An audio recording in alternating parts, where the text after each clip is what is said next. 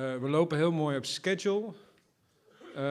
Maar om het toch een beetje ingewikkeld te maken, beginnen we zo met een programmawijziging. Ik praat even langzaam door tot iedereen zijn plaatsje gevonden heeft. Het is een programmawijziging die in het programma staat. Nou, deels niet. We krijgen straks allereerst een woord van de schepen van Maaseik, Mirjam Giebens. En daarop aansluitend komt de heer Van Rens van het Koninklijke LGOG ook iets zeggen. Schepen van Maaseik.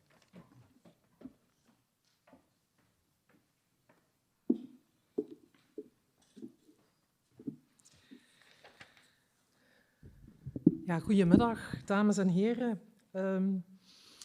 Ik hoop dat jullie tot nu toe al genoten hebben van dit eerste Maascongres. Wij als stadsbestuur zijn in ieder geval heel blij dat jullie voor Maaseik gekozen hebben om een groot deel van het congres te organiseren. Wonen aan een rivier is nu eenmaal bijzonder. En ja, vroeger was een rivier de plek waar de mensen in de buurt wilden wonen. Aan een rivier had je vruchtbare grond, was je goed voorzien van voedsel, ook al was de kracht van het water niet altijd te temmen, wat we ook net mooi in de film zagen. De Maas is hier ooit een grens geworden, vastgesteld als scheidingslijn, maar toch door de inwoners aan beide zijden van de Maas wordt ze al lang niet meer beschouwd als een grens, maar eerder als een verbinding. En als schepen van cultuur, toerisme, musea vind ik het belangrijk om verbindingen te leggen met onze buren aan de overzijde. We delen een rivier, een cultuur en zelfs ons dialect. We leven hier samen op een mooie plek met uitzonderlijk mooie natuur, veel recreatie en ruimte. Hier worden de lekkerste wijnen gemaakt en hier kan je echt genieten. Iets wat we in coronatijd geleerd hebben. Mensen die op zoek gaan naar ruimte, de mooie natuur, maar ook naar authenticiteit. Daarom vind ik dat we over de grenzen heen nog meer de handen in elkaar moeten slaan om samen onze mooie regio te promoten en mensen te laten kennismaken met deze mooie plek en wat we allemaal te bieden hebben. Dit jaar is in Maaseik een heel bijzonder jaar. En misschien ook wel ooit begonnen aan de Maas. Dat zijn de Harlindes en Relindesfeesten. Dat is een feest dat maar om de 25 jaar wordt gevierd ter nagedachtenis van de volksheilige Harlindes en Relindes, die omstreeks 730 zich vestigden in Aldenijk, in de buurt van de Maas en aan de basis lagen van het ontstaan van onze stad.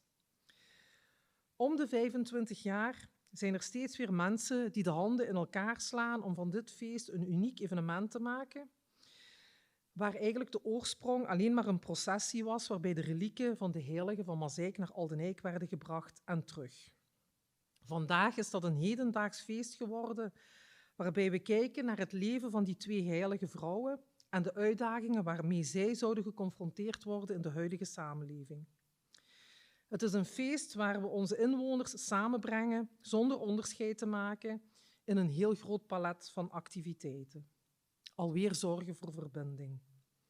We hebben een uitgebreid cultuurprogramma met muziek, theater, lezingen, natuurlijk de omgang op 18 en 25 september, waarbij we de relieken heen en weer brengen en waar we deze keer gaan vragen aan de bezoekers om mee te wandelen en niet alleen maar toeschouwer te zijn.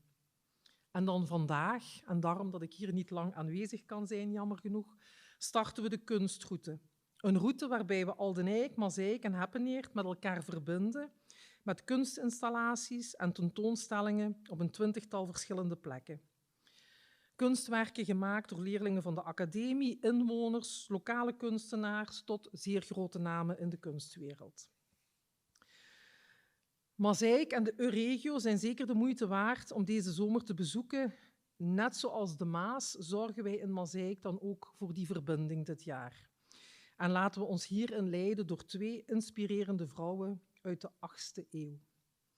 Ik zou zeggen, kom zeker nog eens terug naar Maaseik. Kom genieten van dit mooie feestjaar. Laat u mee inspireren door die vrouwen, maar laat u ook mee inspireren door de schoonheid van de Maas. Maar geniet nu zeker nog van de laatste lezingen. En als afsluiting van dit mooie congres bieden wij als stadsbestuur u ook nog graag een drankje aan. We zijn heel blij dat we jullie hier in Mazeik hebben mogen ontvangen. En we hopen dat zeker in de komende jaren nog te mogen doen. Maar ik hoop jullie zeker allemaal nog eens terug te zien hier in Mazeik. Dank u wel.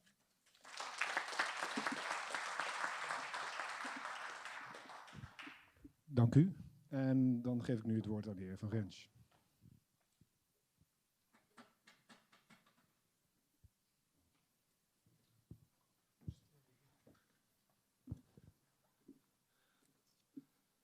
Dank u, voorzitter. Dames en heren, u hebt een strenge dag, voorzitter. Maar ik heb met wat aardige woorden mij toch voorgedrongen. Ik stond namelijk aangekondigd als afsluiter van dit symposium. Maar dat is een taak die mij toch niet zo op het lijf is geschreven. Daar ben ik misschien niet zo competent voor. U hebt hier 3 dagen vergaderd over de Limburgse Maas, een historisch rivierlandschap met toekomst. En ik denk dat daar 2 jaar coronatijd geen tijd was van stilstand, maar van de voorbereiding voor een, wat ik toch mag noemen, een ambitieus programma met bijdrage van een heleboel instanties, waarvan u de logo's hier achter mij ziet. Ik denk dat juist de samenwerking tussen al die partners het congres heeft gemaakt tot wat het is. Zoals al gezegd, ik kan hier geen evaluatie geven van het resultaat van die dagen, maar het kost veel tijd, de voorbereiding, overleg en energie. En zo af en toe ving ik daar als voorzitter van het LGOG ook wel eens iets van op.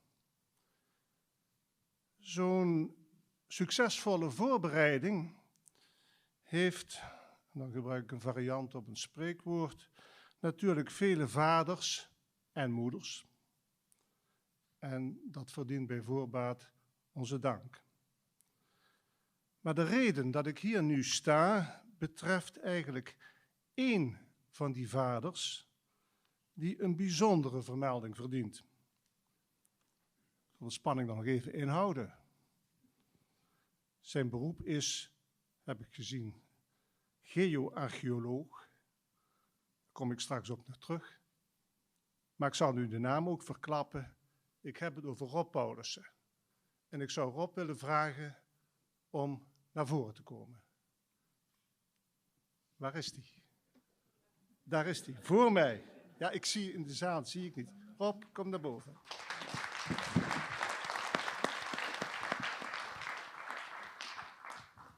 Dames en heren, de naam Rob Paulussen die duikt bij het LGOG zo op, het eerste op rond 1999. Ik heb dus nagekeken in het jaarverslag van de sectie archeologie van LGOG-Archeologische Vereniging Limburg over 2000 staat dat er een bijeenkomst werd gehouden over het verdrag van Malta, waarbij een lid van de AVL, de heer R. Paulussen, een voordracht hield over de positie van de amateur-archeoloog in het nieuwe bestel. Dat was je entree. Beste Rob, lange tijd was je voorzitter van of lid van de werkgroep ARGIS, Archeologisch Informatiesysteem. En zo valt ook in datzelfde verslag te lezen, er werd tijdens diverse ledenbijeenkomsten een demonstratie verzorgd, ik praat over 2000, van de moderne Windows-versie ter vervanging van de gedateerde DOS-versie.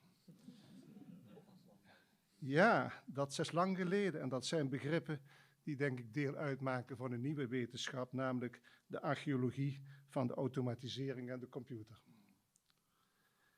Na een korte periode als interim-voorzitter van de sectie archeologie, werd je in 2002 voorzitter van de sectie archeologie AVL en daar ben je gebleven tot 2018. Daarna was je ook nog een jaar bestuurslid. Statutair is dat natuurlijk allemaal veel te lang en niet in de haak. Maar je was er toch maar om dat te doen. En daarnaast was je ook betrokken bij de redactie van het blad Archeologie in Limburg. Ik heb een aantal jaren gewerkt als lid van de werkgroep Educatie Archeologie. En vanaf 2005 tot heden ook ben je ook lid van de commissie collecties. Met uiteraard bijzondere aandacht voor de archeologische collecties van ons genootschap. De commissie is nu even in rust in afwachting van herstructurering van commissies, maar we komen zeker weer bij je terug.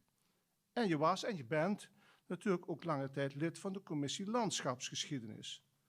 En binnen LGOG kennen we je daarmee als een soms wat kritisch, maar altijd betrokken vertegenwoordiger van de belangen van de archeologie en de belangen van de secties. Dat is bij elkaar een mooie, een fraaie staat van dienst, waar wij als genootschap ook met respect en dankbaarheid naar kijken. Maar dat is niet genoeg.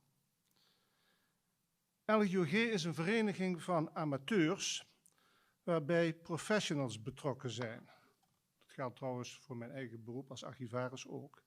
En dat levert toch wel vloeiende grenzen op. En jij bent zo'n professional, sinds 2008 partner binnen het Archeologisch Onderzoeks- en Adviesbureau ArcheoPro.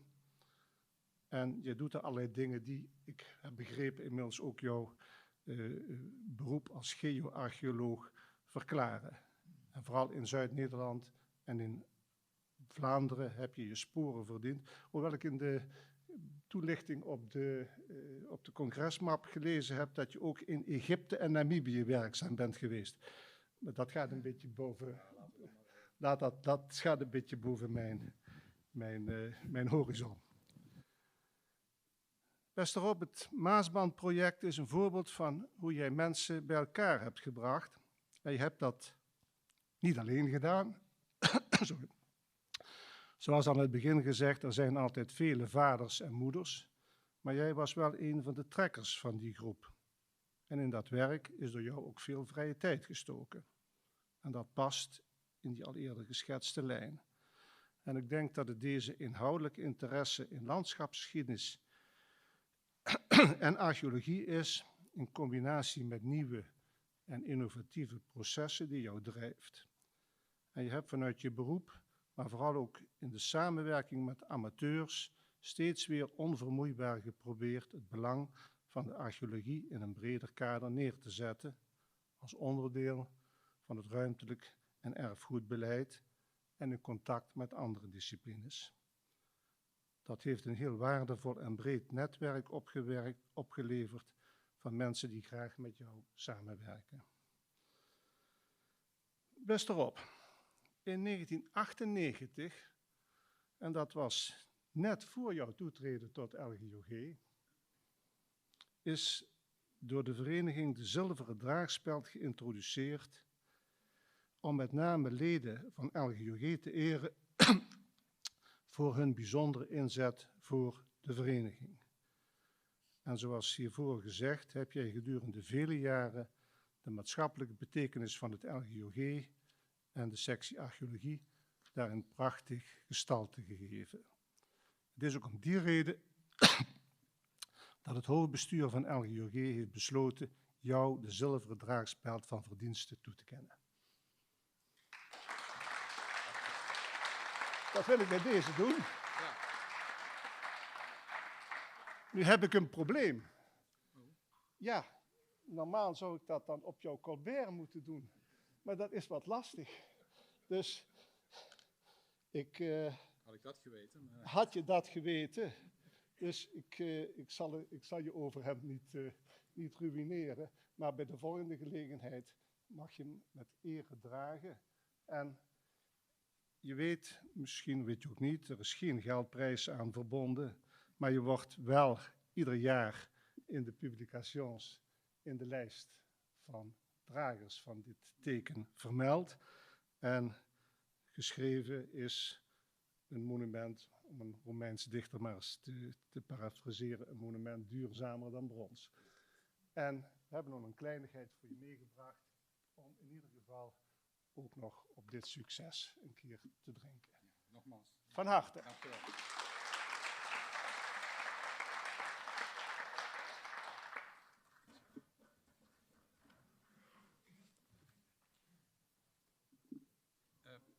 Ja, heel even. Ik heb net wat inleiding gehouden, een excursie en al dat soort dingen. En dat gaat lekker. Dat is leuk, met jullie allemaal te praten. En dan krijg je hier opeens iets te horen en dan zegt die Geo-archeoloog, ik denk, oh, en dan begint mijn hart te kloppen.